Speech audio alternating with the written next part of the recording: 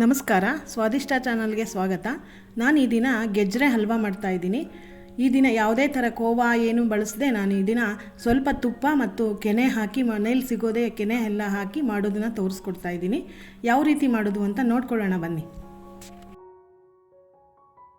ಮೊದಲನೇದಾಗಿ ಒಂದು pressure cooker ತೊಗೊಂಡಿದ್ದೀನಿ. ಅದಕ್ಕೆ ಅರ್ಧ ಬಟ್ಲು ತುಪ್ಪ ಹಾಕ್ಕೊಂಡಿದ್ದೀನಿ. ಸ್ವಲ್ಪ ಬಿಸಿ ಆದಮೇಲೆ ಗೋಡಂಬಿ ಹಾಕ್ಕೋತಾ ಇದ್ದೀನಿ. ಫ್ಲೇಮ್ನ ಚಿಕ್ಕದಾಗಿ ಇಟ್ಕೊಂಡು ಗೋಡಂಬಿನ ಚೆನ್ನಾಗಿ ಹುರ್ಕೋಬೇಕು. ಆಮೇಲೆ ಹುರ್ಕೊಂಡ್ಮೇಲೆ ದ್ರಾಕ್ಷಿ ಹಾಕ್ಕೋತಾ ಇದ್ದೀನಿ. ದ್ರಾಕ್ಷಿನೂ ಅದೇ ಮೀಡಿಯಮ್ ಫ್ಲೇಮಲ್ಲಿ ಇಟ್ಕೊಂಡು ಹುರ್ಕೋಬೇಕು.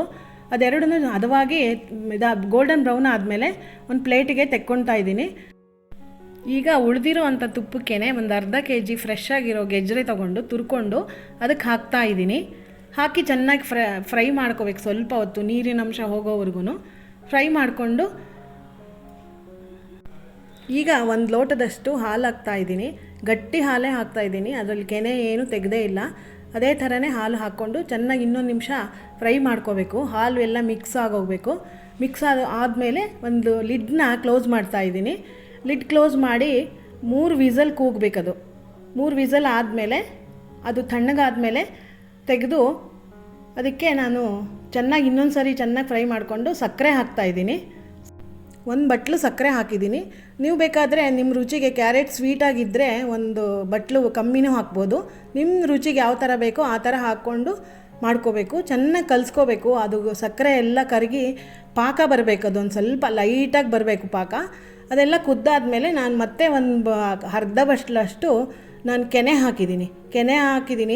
ಕೋವಾ ಏನೂ ಹಾಕಿಲ್ಲ ಇದಕ್ಕೆ.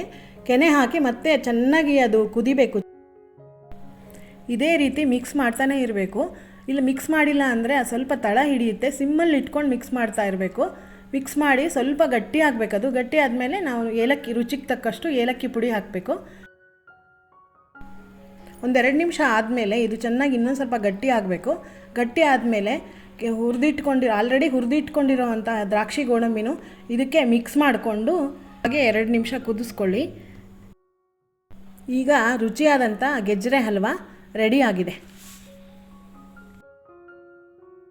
ನೋಡಿದ್ರಲ್ಲ, ಈ ಗೆಜ್ಜರೆ ಹಲ್ವನ ಎಷ್ಟು ಸುಲಭವಾಗಿ ಮಾಡೋದನ್ನು ನೀವು ಕೂಡ ಮಾಡಿ ಹೇಗಿತ್ತು ಅಂತ ತಿಳಿಸಿ.